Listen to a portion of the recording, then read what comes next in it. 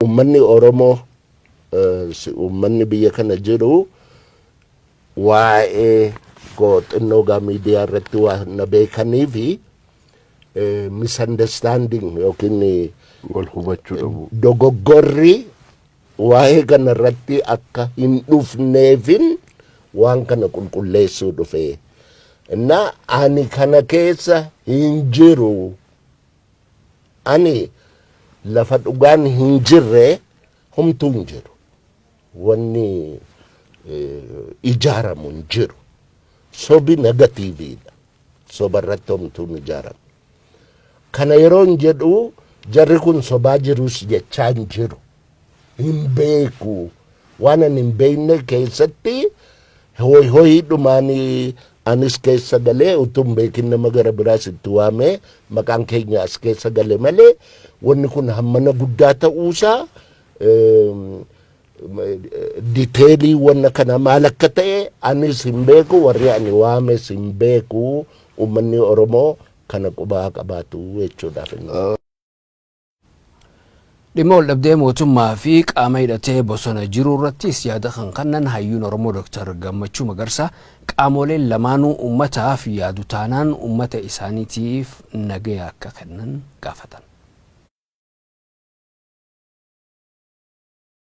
Nagaa yoo barbaadan uummata keessan dursiisa. Wanni isin irratti wal dhabdaniif haqa uummataati yoo ta'e warri wal dhabdan kun waa'ee keessan miti. Wanni kun waa'ee uummata keessaniiti, waa'ee uummata Oromooti.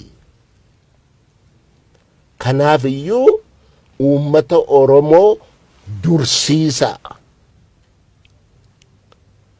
Uummata Oromootu dursa waan kana keessatti jedha.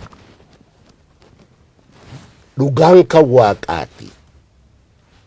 Waaqayyo dhugaa irratti nama hin dhiisu. Isin immoo Waaqa miti. Garri lachuu iyyuu isin keessa lafa kana Oromoodhaaf kan kenne Waaqayyo.